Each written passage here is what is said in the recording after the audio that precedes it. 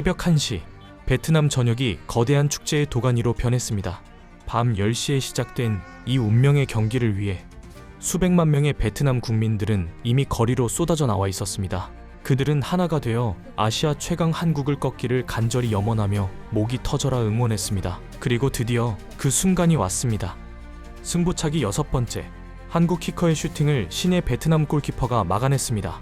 순간 베트남 팬들은 승리를 확신했고 마치 거대한 지진이 일어난 듯 온 도시가 요동쳤습니다. 베트남 7번째 키커가 나서는 순간 모두가 숨을 죽였습니다. 광장은 기묘한 정적에 휩싸였고 그 공이 골망을 흔들자 폭발했습니다. 이제 광장만이 아니었습니다.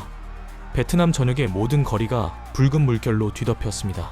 베트남의 또 다른 수도 하노이는 영상 10도까지 떨어진 이상기온 속에서도 추위 따위는 아랑곳하지 않았습니다. 사람들은 거리로 쏟아져 나와 이 역사적인 축제에 동참했고 수많은 오토바이들이 국기를 휘날리며 도시를 가득 메우며 행진했습니다. 이 밤 베트남은 잠들지 않았습니다.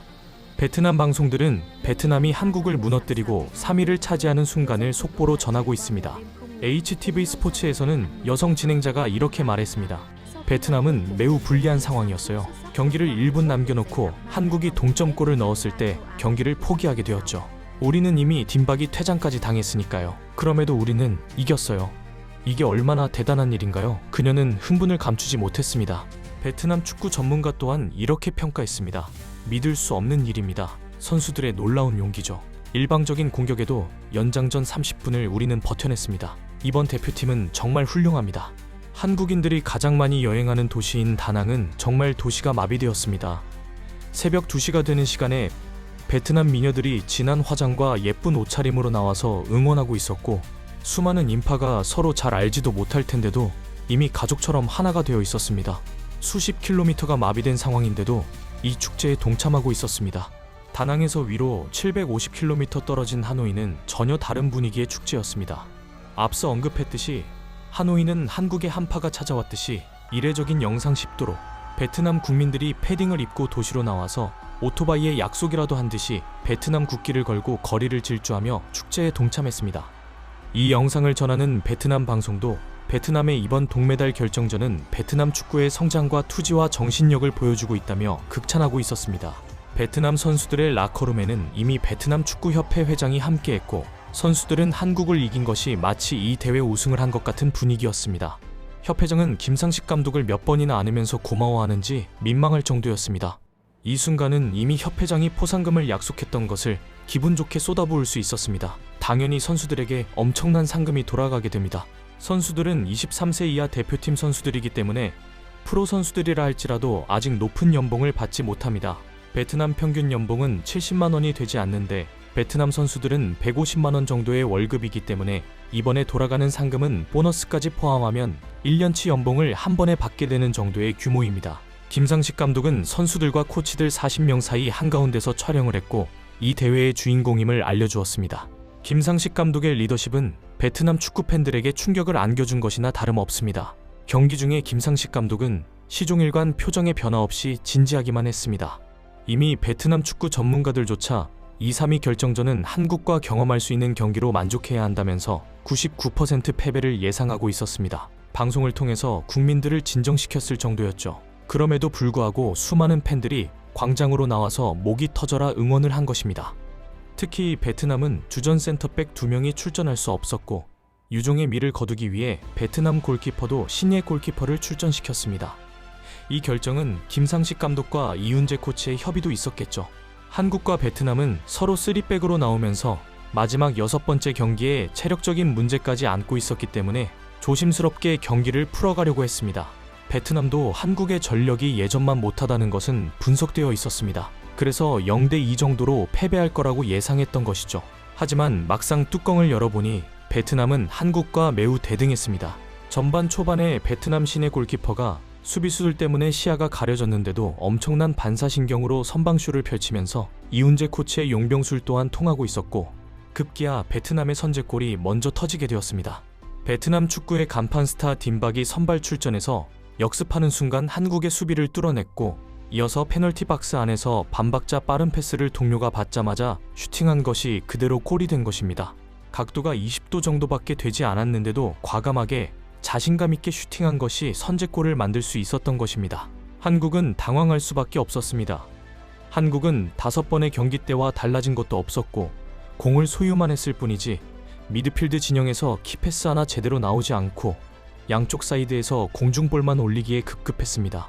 한국은 아시아의 강호라고 하면서도 전반전에 고작 슈팅이 2개였을 뿐이었습니다. 김상식 감독이 수비수 출신이고 수비 조직력을 매우 중요시하는 만큼 후반전에 한 골도 내주지 않고 지켜낼 수 있다면 베트남이 3위로 마칠 수 있었습니다. 실제로 베트남은 선제골을 넣은 모든 경기를 승리했었습니다. 하지만 한국도 그냥 당하지만은 않았습니다. 후반 중반에 교체 투입된 김태원 선수가 과거 이동국의 터닝슛을 연상시키듯이 전광석화 같은 동점골을 폭발시켰고, 이러면 한국의 승리가 더 유리해질 수 있었습니다.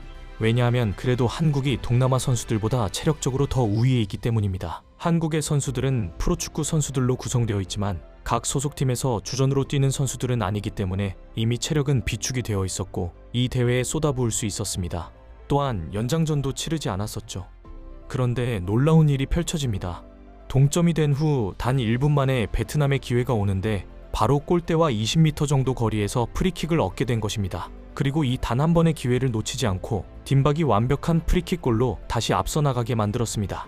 김상식 감독이 이끄는 동안 딘박 선수는 확실히 기억을 할 수 있을 것 같습니다. 이 대회 내를 넣으면서 득점 1위에 올라 있었습니다. 딘박은 매우 흥분했습니다. 경기 종료가 10여 분밖에 남지 않았고 지켜낸다면 평생 소원이던 한국을 이기는 파란을 일으킬 수 있었으니까요. 그리고 단코 한 골 1어시스트를 올린 딘박은 베트남 역사에 남는 영웅이 될 수 있었습니다. 딘박은 모든 걸 쏟아부으면서 수비 가담도 매우 적극적이었습니다. 그래서 오히려 전반전에 딘박의 박스 안에서 파울로 페널티킥을 내줄 뻔하기도 했습니다. 공격수인데다 그만큼 적극적이다 보니 위험한 상황도 나오게 되는데 2대1로 앞서 있는 상황에서 종료 5분을 남기고 갑자기 믿었던 딘박이 퇴장을 당해버리는 변수가 발생하게 됩니다. 스터드를 들어올린 채 한국 선수에게 과격한 태클을 해버렸기 때문입니다. 베트남 1억 명이 당황했을 것입니다. 상대가 라오스, 미얀마도 아니고 아시아 최강 한국을 상대로 추가 시간까지 포함하면 10여 분이 남았는데 퇴장을 당했으니까요. 베트남은 앞서 나가고도 더 불리했습니다. 한국의 공격은 점점 더 매서워졌습니다. 한국은 이게 문제였습니다. 베트남보다 투지가 없었고 이제 마음이 급해지니까 몰아붙였습니다. 시간은 촉박하면서 골을 넣을 수 있다는 희망이 생기니까 그때서야 집중을 했습니다. 그리고 추가 시간까지 포함해서 1분 남겨놓고 골 넣는 수비수 신민아가 극적인 동점골을 넣으면서 연장을 가도록 만들어버린 것입니다. 김상식 감독은 애써 태연했습니다. 아니면 이런 상황을 많이 겪었기 때문에 이마저도 예상을 하고 있었나 봅니다. 김상식의 침착함에 베트남 선수들도 동요되지 않았습니다. 누가 봐도 한국이 체력 고갈된 10명, 베트남과 싸우면 30분 동안 충분히 골을 넣을 수 있을 거라 생각하겠지만 그런 일은 일어나지 않았습니다. 오히려 베트남이 원하는 대로 정신력과 투지로 버텨내서 승부차기까지 끌고 간 것입니다. 승부차기까지 간 것만으로도 한국은 굴욕적인 상황이었습니다. 한국은 연장전에서도 슈팅을 쏟아냈지만 을 만들지 못했습니다. 전반전 슈팅 2개, 유효 슈팅 1개였는데 후반 연장에 20개 이상의 슈팅과 10개 이상의 유효 슈팅을 기록하고도 승부차기까지 가고 말았습니다. 그리고 2년 전의 기억이 엄습하게 되었습니다. 또 다른 동남아 국가 인도네시아, 그 감독을 맡았던 신태용 감독, 거의 데자뷰 같았습니다. 오리지널 한국은 한국 감독이 이끌고 있는 동남아 국가에 승부차기에서 패배하면서 올림픽 진출을 실패해버리는 황당한 일이 있었는데 이번에도 똑같은 상황이 일어나버리고 말았습니다. 베트남 신예 골키퍼가 선방을 하면서 베트남이 기적의 3위를 이뤄낼 수 있었던 것입니다. 실제로 베트남 방송에서도 이번 승리에 한국의 레전드, 월드컵 4번을 출전한 이훈재 골키퍼가 베트남의 코치로 있었다는 것을 부각시키면서 한국 코치들이 베트남의 역사를 새롭게 썼다고 극찬을 했습니다. 한국은 굴욕을 당했지만 100% 전력으로 붙지는 않았다는 것도 인정하기 때문에 이제 6개월 뒤 진짜 싸움인 아시안게임에서 어떤 결과를 낼지가 정말 궁금해집니다. 베트남의 선전을 축하합니다. 시청해주셔서 감사합니다. 진심TV였습니다.